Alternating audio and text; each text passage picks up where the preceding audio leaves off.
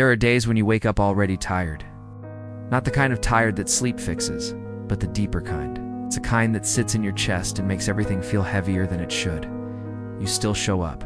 You still do what's expected. Inside, something feels cracked. You wonder when life became this quiet struggle, when effort stopped feeling meaningful, when hope started to feel like something you used to have, not something you carry now. You don't talk about it much, because from the outside you look fine. You're functioning. You're surviving. Everyone assumes that means you're okay. But you know the truth. You've been bent by disappointment. Worn down by things you didn't plan for. Broken, not all at once, but slowly, in small moments that no one noticed.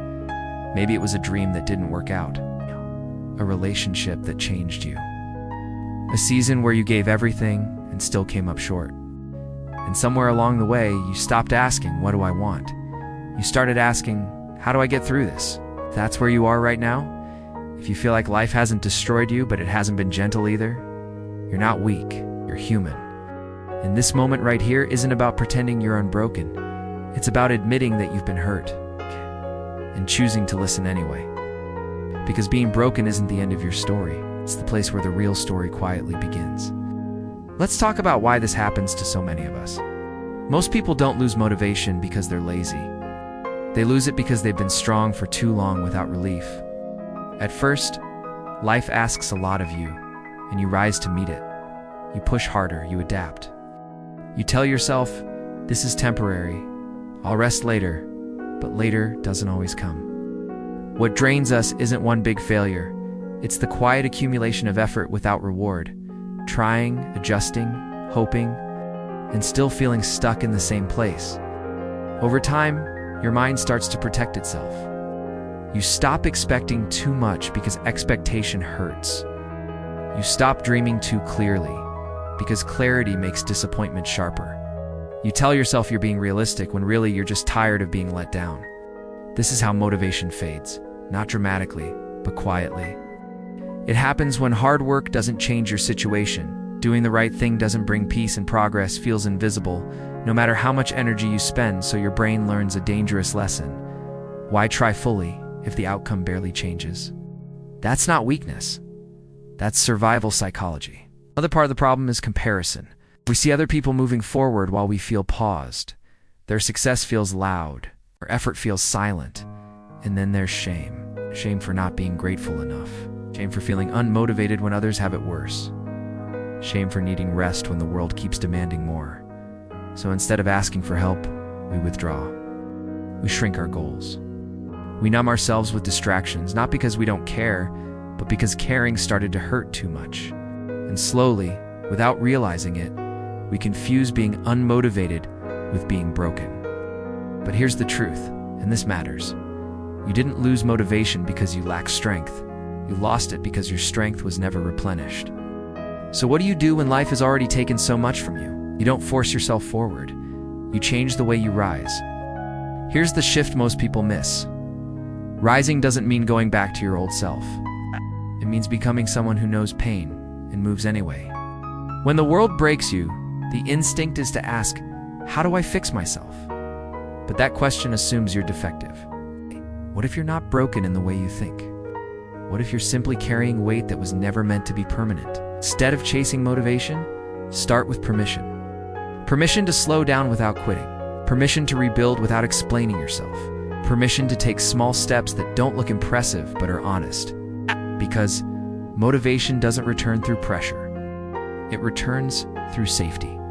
When your nervous system feels less threatened, when effort feels survivable again, your energy begins to come back naturally. So here's a quieter way forward. First, shrink the battlefield. Stop trying to fix your entire life. Pick one small, controllable action you can do today, even on your worst days. It's not to win, just to show yourself you're still here. Second, redefine strength. Strength isn't grinding through pain. Strength is noticing when something hurts and choosing not to abandon yourself anyway. Third, replace intensity with consistency. You don't need a breakthrough. You need proof, repeated, gentle proof, that you can keep promises to yourself again. Even something as small as walking for 10 minutes, writing one honest sentence, finishing one task without rushing. These aren't habits. They're signals. Signals to your mind that effort doesn't always lead to exhaustion. Signals to your heart that progress doesn't require perfection. And finally, stop asking, am I motivated? Because rising isn't loud, it's quiet, it's private. Most of the time, it doesn't feel heroic at all, but it's real. Let me tell you a story about someone who learned this the hard way. A few years ago, there was someone named Daniel.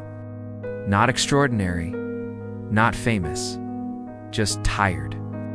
Daniel used to be ambitious. He had plans, timelines, a clear idea of who he was supposed to become. Then life intervened, not with a single catastrophe, but with a series of quiet losses. A job he worked hard for disappeared overnight. A relationship he thought was stable slowly unraveled. Bills stacked up, confidence drained out. What hurt most wasn't the failure, it was how invisible it felt. Daniel didn't collapse. He still woke up every morning, still answered messages, still smiled when people asked how he was doing, but inside, he felt hollow. Like someone who survived a storm and forgot what the sky looked like before it. For a long time, he waited for motivation to return. He thought one good opportunity, one burst of energy, one clear sign would save him. It never came. What did come was exhaustion. One night, sitting alone in his apartment, Daniel realized something uncomfortable. Nothing was coming to rescue him, and forcing himself wasn't working either. So he did something that felt almost embarrassing in its simplicity. He stopped trying to fix his life. Instead, he made one small promise. Every day, he would do one thing that proved he hadn't given up on himself, even if it changed nothing externally.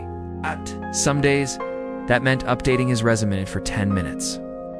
Some days, it meant cooking a real meal instead of skipping dinner. Some days, it meant going to bed early instead of scrolling until numb. There was no dramatic turnaround, no viral success, no applause.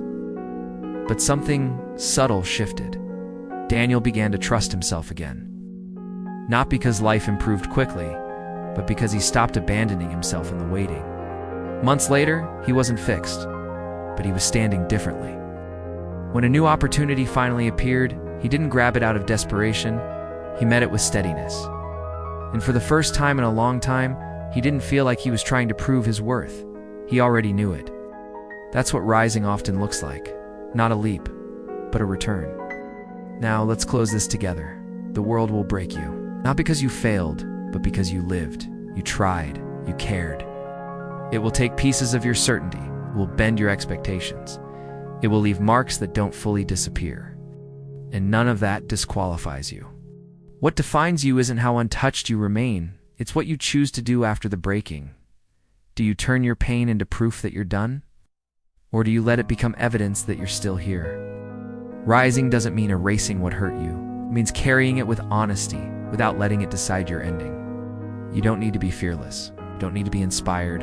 You don't need to have it all figured out. You only need one quiet decision. I will not abandon myself today. That decision, repeated enough times, becomes a life. So if this video found you in a moment where you feel worn down, let it remind you of something simple and true. You are not behind. You are not weak. You are not finished. The world may break us, but it's how we rise gently and deliberately that tells the real story of who we are. And that story is still being written.